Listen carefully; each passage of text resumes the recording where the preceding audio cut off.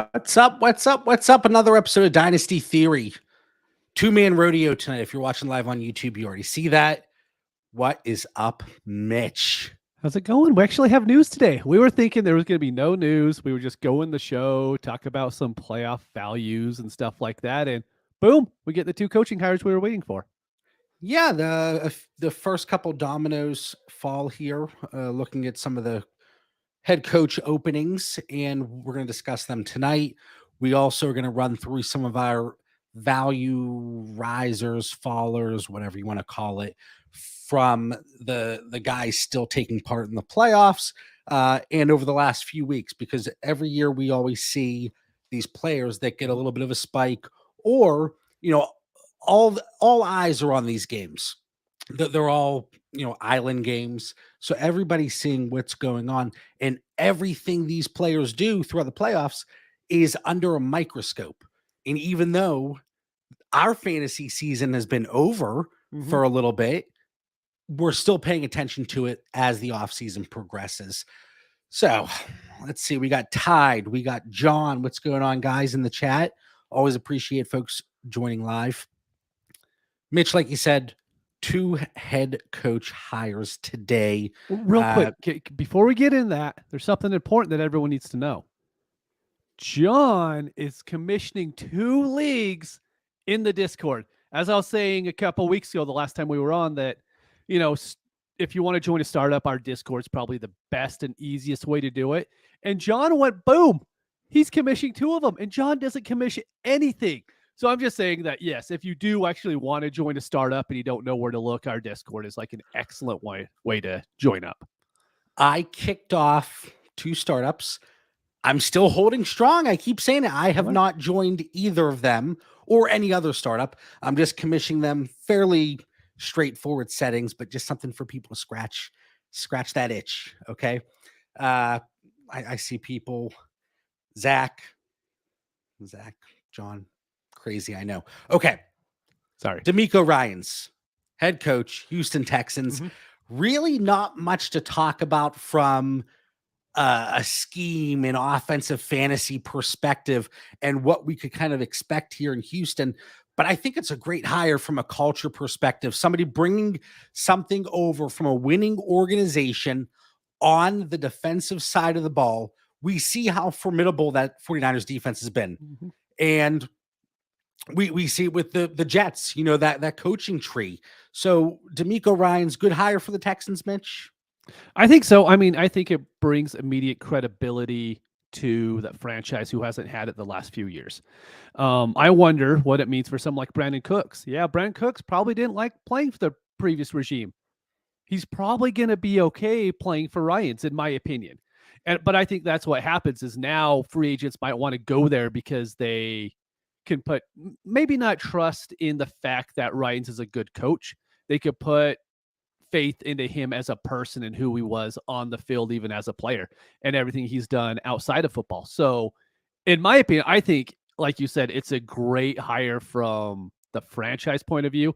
Who knows if he's going to be good? Maybe he's awful, but I do think it means maybe the Texans aren't going to be the absolute dumpster fire they have been the previous 3 seasons. And they're in a good spot from a draft pick perspective. We'll see how it plays out. Again, really not too much from a fantasy perspective, but just wanted to mention it. But you did mention Brandon Cooks. I mean, he wants to play for a contender. Even with the great DeMeco Ryans there, I don't know if that's going to make the difference. That's true. Maybe I went over and above, but I think there's hope now. I don't know. It's January Dynasty content. That's what it is. DeMeco Ryans really coming, stepping up to the plate for us here. All right, the next one. Probably the more intriguing from an offensive perspective. Sean Payton going to Denver. Is Russ gonna cook, or is he gonna keep ordering out because he burns his food? The best part is there was a quote from him already saying, Russ had a lot on his plate last year. We need to really build a good running game for him. So, the position's not quite as hard as it was this previous season. And I'm just like, Russ ain't cooking no more. But honestly, it's okay.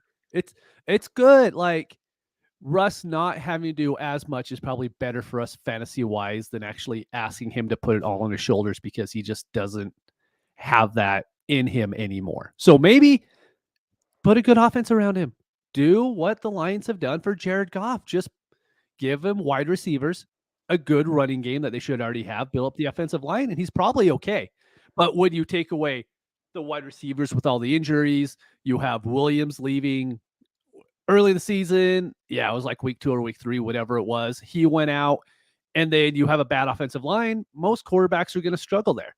So I think Sean Payton coming in, knowing how to build a team with scraps. I mean, keep in mind, the Saints have always had a good roster, but they've never been able to really bring in great free agents because they don't ever have a salary cap to do it.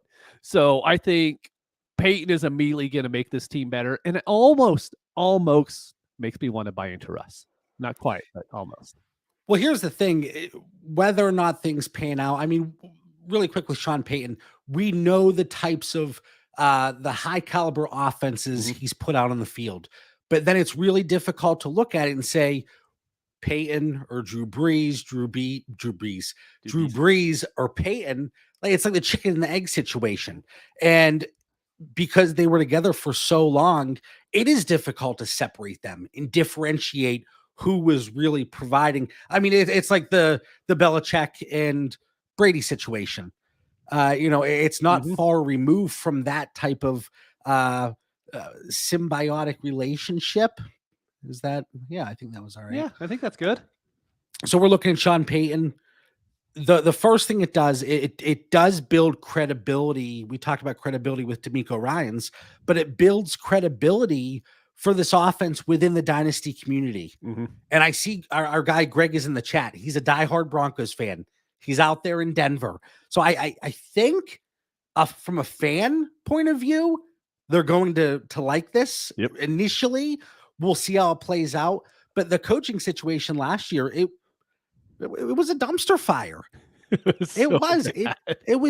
did not go well. And I think that's very obvious. It's not like groundbreaking information. If you watched a Broncos game the first 14 weeks of the season, it was awful. Especially whenever Javonte went out.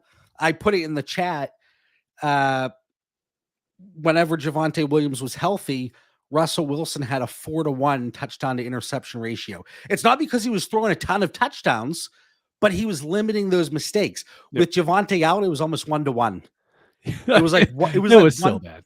It was like 1.1 to 0.9. So we'll call it 1-to-1 for this conversation. But it's going to bolster the value. I actually had an offer out. Somebody offered me 111 in James Cook for my Russ 2 days ago. I rejected that because of course in my tiers, which are available on the Dynasty Theory Patreon, and they're fantastic, obviously, but I have these guys in red. If it's a player that I'm below market, I want to get rid of them at market value. They're in green if I have them above market and I want to go out and acquire at market value. And then I have everybody else in neutral. But I've had Russ in green for quite some time. I think I'm up to like 24% rostership. So I'm sorry. That restaurant, it better not be like a Max and Irma's where they're just going out of business left and right. We need that restaurant to stay open. We need him to cook. All right. But you brought up a good point, though, is Peyton coming in is going to have people buying in, just like you have been on him previously. People are going to be willing to buy in now. And that's what we want in Dynasty. It doesn't matter. I don't care what player you name. If we have a high profile coach come in like Sean Payton, it's going to adjust everybody's value. What's Jerry Jeudy going to go for when people talk about slot work and look what Michael Thomas did? Then all of a sudden, Judy's going to be a top 20 draft pick next year because he did a little bit at the end of the season. People are going to bring up, look what Sean Payton's done with the slot work before, and boom, we already know how high he's going to go. So that stuff does matter. People, whether you believe it or not, you don't have to. But someone in your league is going to. And if you have those players, it could be a great time to move them. Honestly, I brought up Jeudy. I wouldn't move him now. I think his value is going to go up and up and up. I don't see any way that his value really drops outside of injury until the start of the season. If you have a share of Russell Wilson and maybe you're just in a few leagues and you've been trying to get rid of them, now is the time that you want to explore those Agreed. trade opportunities. You now have that inflated market.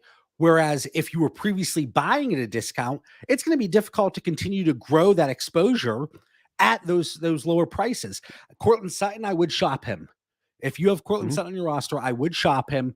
Jerry Jeudy, like you said, I do think he's going to continue to get that hype, and it's going to be a snowball, and it's going to keep going and going and going. Yep. And Javonte Williams, as long as we don't get any negative reports regarding recovery, I think that's another one where his value is going to, at least in terms of a running back, it's going to be as insulated as it can be. Running back, insulated value, kind of oxymorons, but as much as it can be. Anything else with Denver? No, I think else that with covers Houston? fair bit of it. Yeah, actually a longer conversation than I expected. But Told you it was going to happen. let's go into the NFL playoffs. Mhm. We are heading into cold season still. I'm coughing. But we're heading into the week between conference championships and the Super Bowl. Yep. Give me some of your value risers. I had a hard time finding people who really rose in value based off these playoffs. Probably Devontae Smith. I would say he's probably pretty high, but he was high to begin with, so I really didn't want to start off with him. I'm going to go with, I think the hype is going to continue to build for Isaiah Pacheco. It's not that he's been awesome. He had almost 100 yards rushing in the first playoff game, and then last week he had like 5 catches, and I think there's just enough there to where people are going to want to build him up this offseason as, hey, he was a rookie, he needed time to get going, and he's going to continue to grow is going to be people's thoughts, right? In my opinion, I don't want anything to do with the Chiefs running back ever. I don't care who it is, who his name is. I'm just out because it's so few and far between what you can count on. But what you could do with projections with a guy like Pacheco, I think he's going to pop really hard. So in my opinion, I think he might be the biggest value gainer in the playoffs, just because I haven't seen like any huge jumps from anybody else. The one startup that I'm commissioning that you mentioned to start off the show, he went relatively early. All right. He's been rising, and he's a running back that does not have any insulated value. No. He's a running back. What was that? No, he does not have any. Here comes the coughing attack. It's like once an episode. It's my fault. It is. I'm allergic to your BS, I think. It is what it is. But he's one of those players that doesn't have the insulated value. There's so much risk throughout the offseason with the free agent running backs, the NFL draft. I would also shop Isaiah Pacheco. I think his value has risen, and it should have from a market perspective, but I would look to shop him. So, holy shit. I get so freaking frustrated. You have no idea. And people. I think I have an idea, to be honest with you. I'm just picturing people listening to this show like, this dude needs to stop coughing. I do. It grinds my gears. It fries my chicken. Okay. I have the little Wi-Fi signal up there too. I'm like, am I getting glitchy? A little bit. You were to begin with, but you're good now. No worries. Oh man, the show must go on. It wasn't long ago. Andy Reid running back was a must-have. That's the comment from Nick. But anyway, so Isaiah Pacheco, yes, I am okay looking to move him at a somewhat inflated value. I want to go to another running back, and this one is due to injury. But Tony Pollard. Okay. It sounds like franchising him is a possibility for the Cowboys. Do you think we have seen any shift in his value because of the injury? And if so, are you buying in? Yeah, I think we definitely have seen a huge, probably not huge. We've seen enough of the value dump on him to where I think it's worth buying in on him now, because I do think he's actually, will they franchise him? I don't know. I mean, it's $10 million to pay to another running back on top of what you're already paying Zeke, which is a lot of money. And how are they going to do that when they bring Bijan in? I mean, that's all over the mocks. That's what the Cowboys are going to do. But of course, I don't think that's going to happen. But picking up Pollard, my worry is his price is going to be pretty high with that whatever team he starts off with. So if you want to buy him now in the next few weeks, because once free agency starts and he signs with a new team, he's going to end up being mid 5th round startup pick, 6th round, right around there. And that's just going to be way, way too rich for me. But then is it fair to say maybe that his value is not taking as much of a hit as would be necessary to go out and acquire today? Yeah, that's a good way to put it. Yeah. Okay. So we see Isaiah Pacheco, a running back whose value has risen as a result of the playoffs. Again, all eyes are on these games. Mhm. You have 5 catches, 50 yards, 100 yards in a previous game. So people are seeing the numbers, even though we know how quickly that can disappear in this Chiefs offense. And we talk about Tony Pollard. Looking at, I'm just going to run through some teams here and tell me when to stop, okay?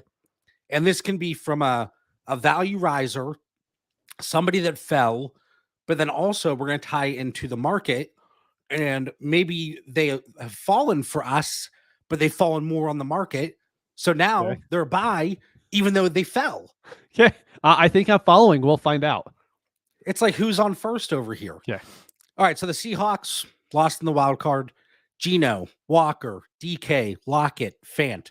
Anything of note there in terms of a shift? No, I don't think there's a shift at all for any of them. With Geno, is there a concern, or what percent chance would you put? No. Yeah, you love when I throw these out there. What probability would we assign to Geno Smith not starting for the Seahawks in week 1? That's part 1. Okay. Part 2, what's the probability he starts week 1, but they drafted a rookie and maybe he's there as a bridge? 30% and like 15%. Only because probably Pause.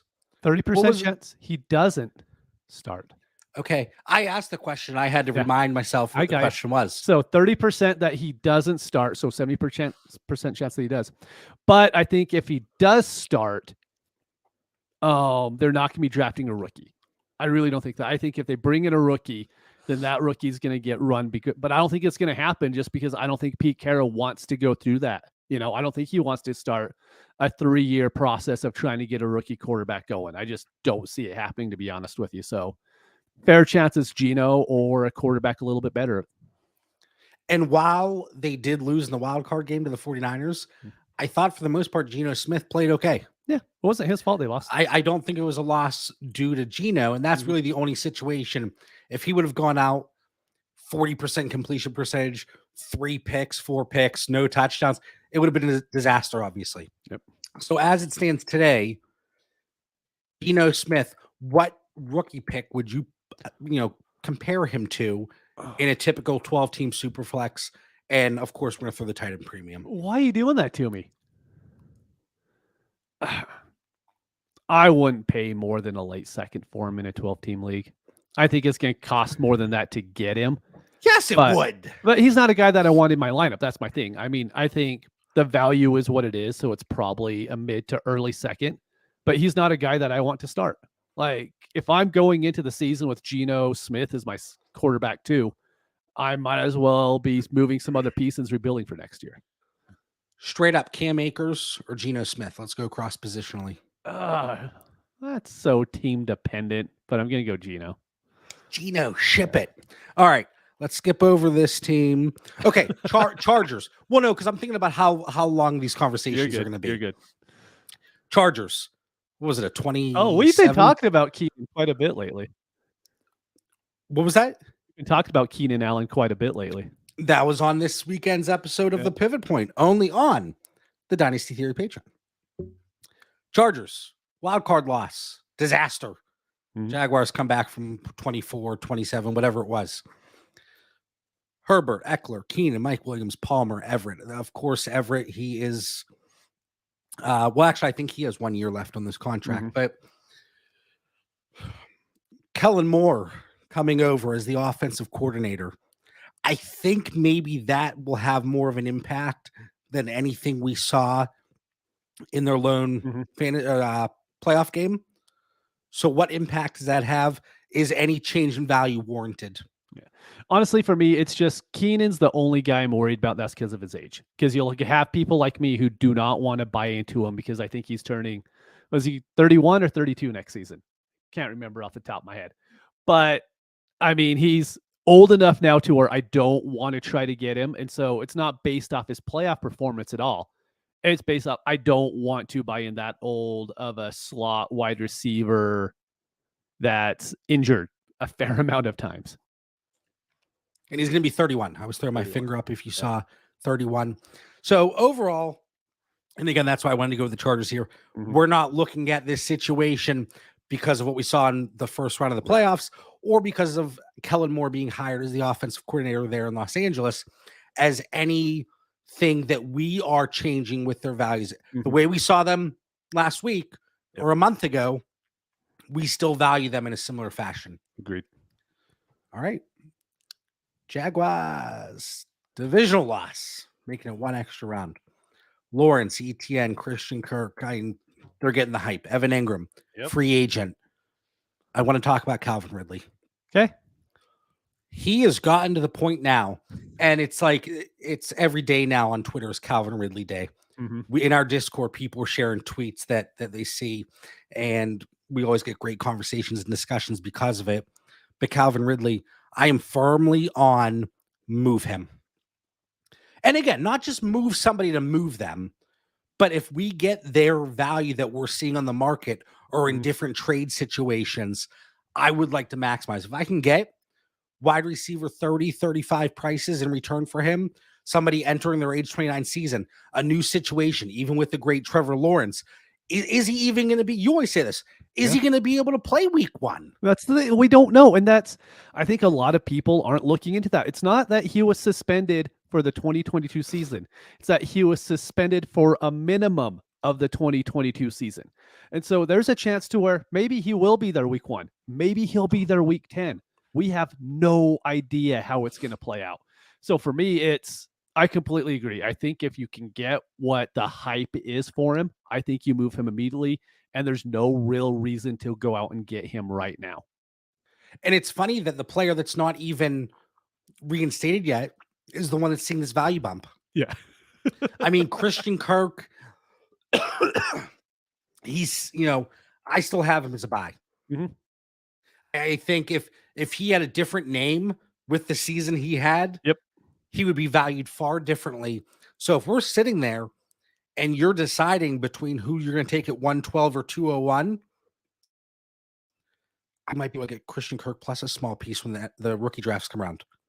Yeah, I think so. Yeah, without a doubt. And I mean, like the 112-ish. Yeah. Yeah, I think that's more than fair. And when you talk about, I think what Trevor Lawrence and Etienne did is they just solidified where they were. They're completely safe where they were kind of building going into the playoffs. They didn't lose anything at all. And if anything, there might have been some quarterbacks that are maybe boosting up Trevor Lawrence a little bit. And Etienne is just set right where he is, pretty much running back 3 to running back 6-ish, depending on however you want to rank him. But I think he's just right there. All right, we talked about Isaiah Pacheco with Chiefs. I think Juju's value is it's dropped. It has. Yep. He's going to be a free agent here. Are we a little off here? You're a little glitchy. You're just a little glitchy tonight, man. It happens. It happens. So frustrating. The cough, the glitches, and let's go low def. Oh, what happened to your face? It actually looks better when it's blurry. Kind of improved it a little bit, to be honest. I know. So hopefully that helps a little bit. So Juju, and Nick says breaking up. I know. Juju, value dropped a little bit. Didn't help that he got injured this last week. Shocking. Who would have guessed Juju got injured? Huh. I know. So it's going to be interesting to see where he goes. A few free agents, Evan Ingram. I think that's going to be interesting. The Eagles. You mentioned Devontae Smith. Yeah. Is Miles Sanders back there in 23? I don't know. I don't even know if he likes playing there. You just don't know the way that he is on Twitter. I mean, I'm sure half of it's for show when he's telling people like not to draft him and that sort of stuff. But that offense is just so good that I don't really care who they have there with Hurts, as long as it's not Boston Scott as like a starting caliber running back. They put anybody in there that has close to Miles Sanders talent, they're going to do just as well as Miles Sanders did. So I don't know if they're going to, or if they just use a draft pick and grab a running back and bring him in, and then you don't need to pay Miles Sanders that big contract. And knowing that team and how they use analytics, that would probably be my guess on how they go about it. Yeah. I mean, there's not much to talk about with the Eagles, really. Yeah, same. I mean, great team. They're built to be great next year and in future years. So I think it'll be good to go from there. Hashtag analysis. That's right. There is one tight end that I want to talk about, and it's he's near and dear to your heart, but he drifted away from your heart a little bit. Oh, okay. The one I made a YouTube video about? Yeah. Yeah. That's a rough one to go back and watch. Well, then he was traded, so it's kind of a moot point. Anyway, TJ Hawkinson just been an absolute target monster in that offense. The question came up over the weekend, and it was discussed. We were discussing TJ Hawkinson and Mark Andrews, right? Mm-hmm. And I said at their respective prices, I would rather pay for TJ Hawkinson than Mark Andrews. If we're going to see 10 targets a game, which that was worth what we were buying seeing pretty much, I'm buying the TJ Hawkinson. So I'm not necessarily saying he's a guy that I'm going out and actively acquiring, but at his price, I'm willing to pay it. So right around that tight end 5-ish area, I think he might have overtaken George Kittle for many people. So maybe he's 4, but could you ship off a Andrews for Hawkinson plus, a Pitts for Hawkinson plus? Probably. I think so. You could, easily. and that's something I'd be interested in doing. Yep, I agree. If I could do it for Kyle Pitts and get Hawkinson plus right now, that's a trade I could never see myself doing 3 months ago, but it's a trade I'll do today. So Hawkinson, for me, is one of the guys that has really solidified himself as a top-tier tight end that is getting the volume we want. And as long as he's there and Kirk Cousins is there and O'Connell's there, I don't think that's going to change. And Thielen, I don't think Thielen's going to be back next year. So, I mean, you're going to bring someone new in. You're going to tell me they're going to command more targets than what Hawkinson already built up that quickly with Cousins. I just don't see it happening. I think Hawkinson's going to ball out next year. We don't often talk about guys that we are willing to take a loss on. Dalvin Cook's one of those guys. Oh, yeah. What? Okay. How low are you willing to go to move Dalvin Cook? And you could only get a draft pick in a 12-team league. Draft pick. I get 205. 205. I think that's what it's going to be. I think like a mid-second round pick is going to be your best hope. All right, I'm trying to adjust let's go up a little bit here. My definition. I was really blurry there at low def. It improved you a little bit though. Yeah, let's see how long this lasts before I glitch out. But Dalvin Cook, he's a guy keeps dropping. And it's not just because of the age. He was extremely inefficient as that season progressed. And it's not like he's going out and he's getting a ton of the work in the passing game. Hawkinson pretty much stole all of his work, in my opinion. So actually, and I like that you brought that up. I'm going through and I'm doing our baseline behind the scenes 2023 projections. And I sent you this long message, and it was going through the different teams. And from 2021 to 2022, when they added certain players and caliber of different positions, the way it impacted these positions in the target share perspective, and adding these higher tight ends. I laugh because of the comment. Wes says JB is blurry, Bigfoot is blurry, JB equals Bigfoot confirmed. No wonder he uses Manscaped. Hey, listen, My son actually just got into Bigfoot. Like, no joke. We're sitting there and he goes, "Can we turn the Bigfoot show on?" So I found one of those like hunting Bigfoot That's Netflix awesome. shows, but there's like too much stuff that he's not entertained with in that. So he like walks away. Then he's into the Yeti. I was trying to get him to learn about the Loch Ness Monster. Hey. So yeah. When I was little, one of my dreams was to find the Loch Ness Monster. Did that work out? No, and when I say little, I mean like 33 years old. But anyway, yeah, I mean, so what was I saying here? So adding a high-end tight end, it really seemed to impact the running backs in the target share perspective. So as long as he's there, you have another player there taking a piece of that pie.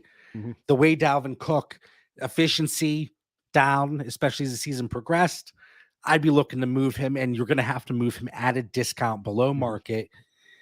You're not getting a first. No, you're not getting a first. So if you do want to move him, it's got to be settling for that mid-second, like Mitch and I discussed, or looking for something else involving the package of maybe lower-end players that potentially have their own question marks. Owen jumps in the chat. Miles Sanders' contract come up this season. It does. Yeah, Mitch you look at the list of free agents and like the list of free agent running backs, they look pretty good. List of free agent wide receivers, not so good. When DJ Shark is the third most appealing, no knock on DJ Shark, but Jacoby, Juju, DJ Shark, I think those are the top three. That's it. That's all there is. So anyway, enough about Bigfoot, enough about Dalvin Cook. Where are we going here?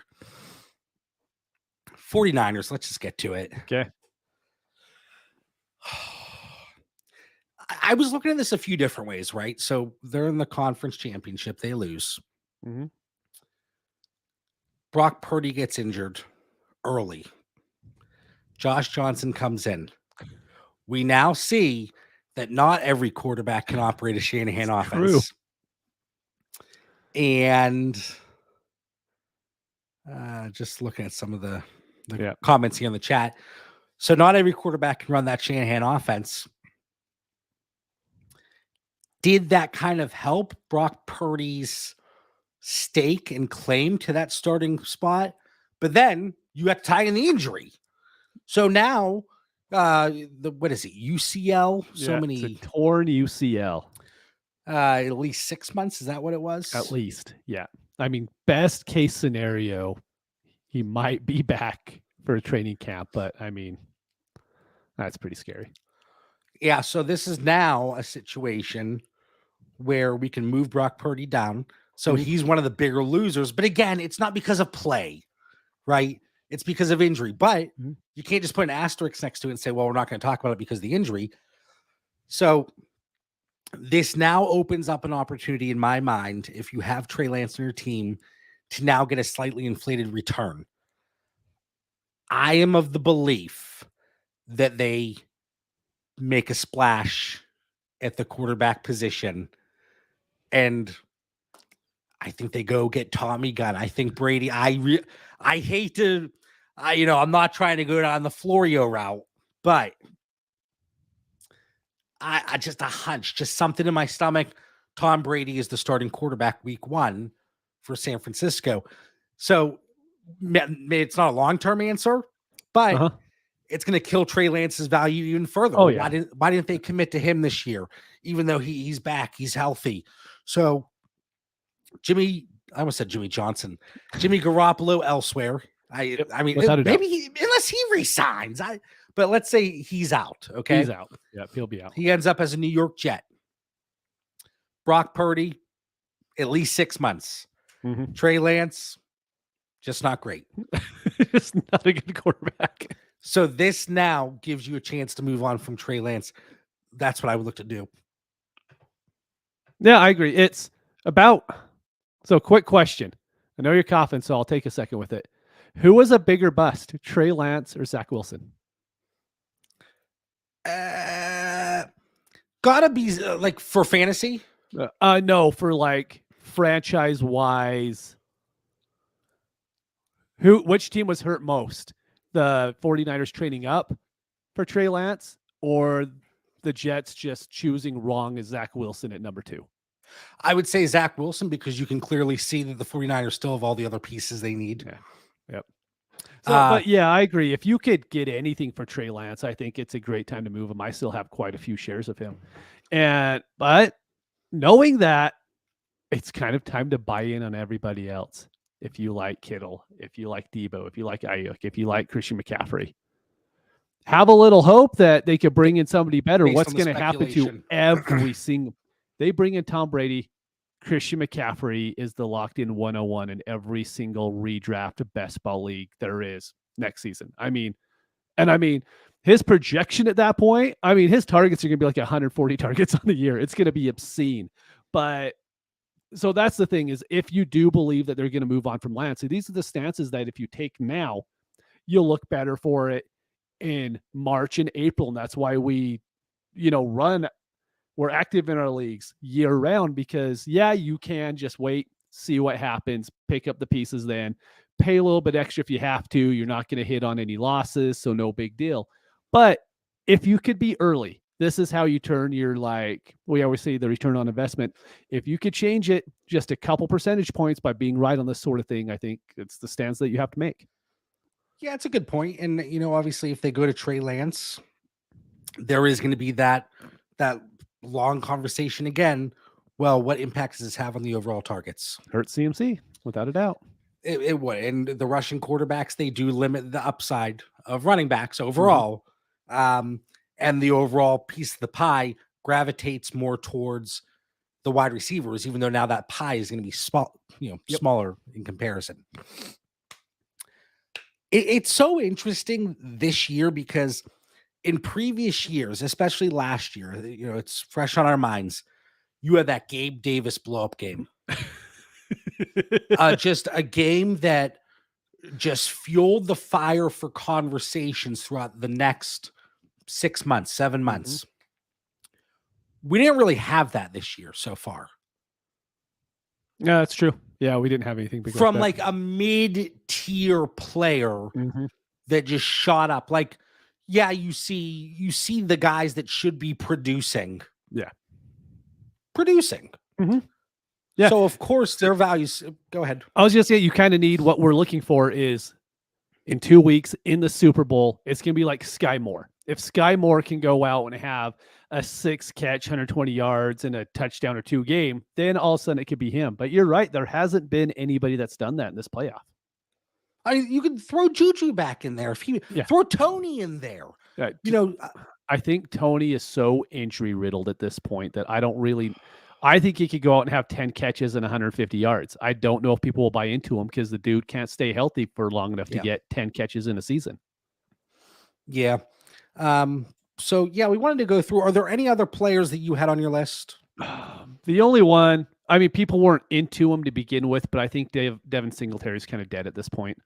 It's another season. Not a lot happened in the playoffs. They were giving White enough run. Sorry, I don't know why I said White. I know why I said White because of my final thought that's coming up. But Cook, they gave Cook enough run to where... I was sitting here. I'm like, am I forgetting somebody? Yeah, no, it was my fault. I was going back to Lendell White. He played for them quite a while ago. Yeah, that's who I was talking about. But they gave Cook enough run to where I think Devin Singletary is just a guy on your dynasty roster now. You can't ever plan on him even being a flex. Nick makes a good note here. MVS. Not so much what we saw from Gabe Davis, but yeah, that's a good call out. I think we've seen enough of him. Like Gabriel Davis, it was still, what was it, 2 years into his career? Yep. Blow up game. MVS, is he a free agent? No, I thought he got a couple years there. What's that contract situation like? Got it now. 2024. Yeah. Good call. Yep. So, but he's going to be entering his age 29 season. But I do think that that's a great shout out. That's a great shot. Owen says Akers is one for me. Akers isn't in the playoffs. Did he get traded? I don't even know. I think. Listen, I think Owen. He's a friend from Ireland. It's 2:40 a.m. over there, so yeah, he owns his bar. Maybe the bar just closed. He caught the tail end of the show. Owen, we were sticking with playoff guys here. All right, we'll get to Akers eventually. We'll get to him. Yeah, but that's kind of why, like, and you can't really. It's going to be so difficult looking at just players where their value is impacted based on the playoffs, because how many of them are impending free agents? Yep. So many. You look at the tight end situation in Cincinnati. Hayden Hurst, free agent. Gus Edwards, they're talking about potentially having him be a cut candidate. Daniel Jones, he doesn't have a contract. Barkley, no contract. Singletary, you mentioned him. Mm-hmm. Tua, concussion riddled. Gesicki, free agent. Just so many guys Schultz, here. Free agent. What was that? Schultz. Dalton We didn't even Schultz. talk about the Cowboys. And I mean, the Cowboys are kind of the ones to where I think Dak, it's so funny. We talked after week one, the first week of the playoffs. And we were like, hey, Dak, quarterback 5, he's doing awesome. It was the best game that he's had in his career. And then he comes out and just craps the bed the next game. And it's like, well, maybe he's a top 12 quarterback. Dan's even like, no, he's just an average dude. The Cowboys have to surround him by talent with him for him to do any good. And if Dan's the one saying that, that's like, well, maybe that's not too good. But I really think that Dak could be like, as far as the one to where you lost like percentage points based off value, Dak could be the one who you were really high to begin with, and then he kind of hit where he was previously. But now everyone has such a sour taste in my mouth. He's probably a decent shot below where he is. I'm going to keep gobbling up those shares. I'm going to treat like Thanksgiving. Gobble, gobble, gobble. All right. My quarterback rooms, it's going to be Dak, Russ, and Stafford all across the freaking board. You probably have some Carr mixed in there too. Nah, Carr's in the garage. Maybe Tannehill. Yeah. Who knows? But yeah, so I like some of these call outs that we've gotten. Mm-hmm. Not too much, unfortunately, concrete actionable takeaways, because again, there's so many variables, so many moving parts. I was saying, it's taking your stand this time of year. It's, if you can be early, you're great. If you choose not to make any moves right now, that's fine too. But if you have a strong feeling one way or another on these players, this is the time that you take those shots, because as soon as the Super Bowl's over, we're gonna have free agency start up pretty quick. Best ball season's gonna start, and with best ball season now, it moves players' values pretty rapidly when people see where they're going in redraft. Yeah, we always talk about how throughout the off season, it's like a roller coaster. There's shifts. Yep. Veteran spike, rookie spike, veteran spike. Then things do change throughout the entire off season. Final thoughts. Well, I'm excited for this final thought, because who knows what it's about here, but 190th episode in of Dynasty Theory, talking about some playoff value adjustments. Mitch, what do you got for our listeners? Bring us home. So I've seen a lot of talk about people hating on Rachaad White because of his success rates and comparing it to everyone else in the league. This is something that we saw with DeAndre Swift last year. DeAndre Swift was terrible, but so was the rest of the Lions offense as far as success rate goes. Leonard Fournette was terrible behind that line. That whole offense was really bad this year. It was easily the worst rushing offense in the NFL. So all I'm going to say is sometimes it's not the player that you need to take a look at. Maybe it was the offense causing the player to have those issues. So I'm not holding that against White going into next season. I think he's still a pretty good buy at what his cost is now, especially if everyone's being like, oh, no, they're going to replace him. And it's not, they're going to replace him. If he keeps getting passing down work, his value right now is fine. And I'm more than happy to go out and get him a value. I was not expecting a Rachaad White tout here. Just is what it is. I saw a lot of stuff on the beach, and that was one thing that grinded my gears a little bit, as John would say.